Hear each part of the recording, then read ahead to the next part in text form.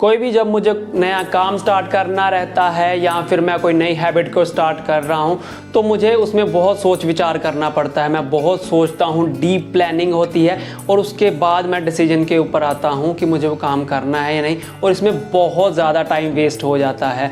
Actually ऐसा होता क्यों है? क्योंकि मैं हर काम को फर्स्ट टाइम राइट करना चाहता हूँ, एब्सोल्यूट परफेक्शन चाहता हूँ। मैं चाहता हूँ कि मेरा काम ऐसे हो कि फर्स्ट टाइम मैं कर रहा हूँ और बिल्कुल परफेक्ट वो हो जाए। आप भी ऐसे सोचते हो तो फिर ये वीडियो आपके लिए है।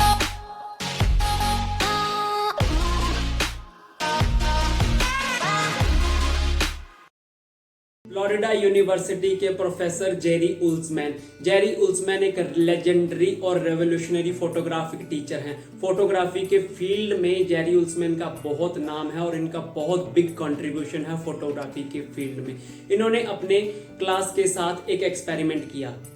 उन्होंने क्लास में लेफ्ट साइड पे बैठे हुए स्टूडेंट्स को क्वांटिटेटिव ग्रुप में डिवाइड किया। मतलब कि क्लास में लेफ्ट साइड पे जो बच्चे बैठे हैं उनकी जो ग्रेडिंग है वो क्वांटिटी के हिसाब से होगी। जितनी ज़्यादा फ़ोटोज़ वो साल के एंड पे लेके आएंगे उस हिसाब से उनकी ग्रेडिंग होगी। जैसे कि 100 फोटोज़ के ऊपर A ग्रेडिंग, 90 के ऊपर B और 80 के ऊपर C ग्रेडिंग। एंड उसमें राइट साइड पे बैठे हुए स्टूडेंट्स को क्वालिटी ग्रुप में डिवाइड किया जाएगा। मतलब उनको ग्रेड काम के हिसाब से किया जाएगा, ना कि क्वांटिटी के हिसाब से। उनको सेमेस्टर के एंड में सिर्फ एक फ़ोटो प्रोड्यूस करनी थी और वो फ़ोटो एक्सेलेंट फ़ोटो होनी चाहिए थी जिसको A ग्रेड मिल सके। सेमेस्टर के आखिर के रिज़ल्ट बहुत ही हैरान कर देने वाले थे। रिज़ल्ट्स ये थे कि जितनी भी अच्छी फ़ोटोज़ आई थी वो क्वांटिटेटिव ग्रुप्स की तरफ से ही आई थी। क्वांटिटेटिव ग्रुप्स के जो स्टूडेंट्स थे उनकी फ़ोटोज़ बहुत अच्छी थी। वो थ्रू आउट द सेमेस्टर अच्छी फ़ोटोज़ लेने में,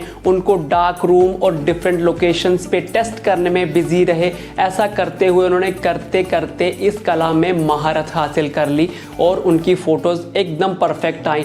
और एक्सेलेंस ग्रुप बस बेस्ट फ़ोटो लेने के इंतज़ार में ही बैठा रहा। सेमेस्टर के लास्ट में उनके पास थी कुछ अनवेरीफाइड बातें और कुछ बिलो एवरेज फ़ोटोज़। चेंजेस के लिए राइट टाइम और अच्छी योजना के इंतजार में उलझना बहुत इजी होता है। हम वेट कम करने के लिए अच्छे और बेस्ट प्रोग्राम के इंतज़ार में उलझे रहते हैं, अपने लिए मसल बिल्डिंग का बेस्ट प्रोग्राम ढूंढते रहते हैं और इसी में उलझे रह जाते हैं। हम इस पे एक्शन लेना भूल जाते हैं और हमारा सारा टाइम इसी में जाया हो जाता है। वॉल्टेयर ने एक बार कहा भी था that the best is the enemy of good. इसको मैं काम में टेंडेंट होने और काम में एक्टिव होने के बीच का डिफरेंस कहूँगा। दोनों सेम ही बातें लगती हैं बट सेम है नहीं। जब हम किसी काम की तरफ टेंडेंट होते हैं या हमारा झुकाव उस काम की तरफ होता है तो हम बेस्ट प्लानिंग और अच्छी स्ट्रेटजीज बनाते हैं ताकि हम उसको काम को परफेक्टली कर सकें। और हम उस प्लानिंग के हिसाब से चलना चाहते हैं, वो प्लानिंग चलती ही रहती हैं। बट इसकी एक प्रॉब्लम है, इससे कोई रिजल्ट नहीं। On the other hand active होना एक एक्टिविटी है।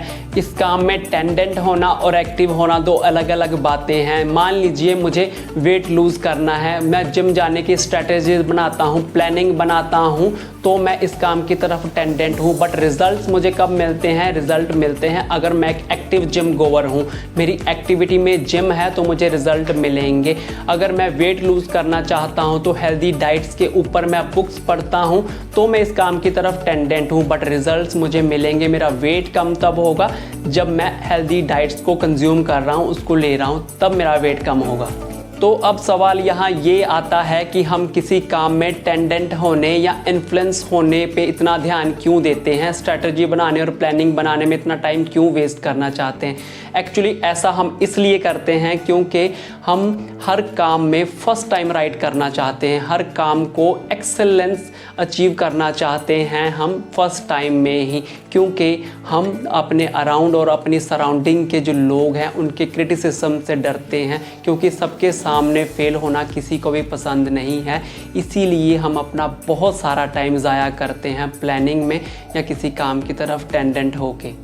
एक्टिविटी में आना और अपने आप को समझाना इजी होता है। हमें लगता है कि हम अच्छी चीज़ें सोच रहे हैं। मैं जिम जाने के बारे में सोच रहा हूँ, हेल्दी फूड के ऊपर पढ़ रहा हूँ, मैंने कुछ मूवमेंट की है, इससे मुझे रिजल्ट्स मिलेंगे।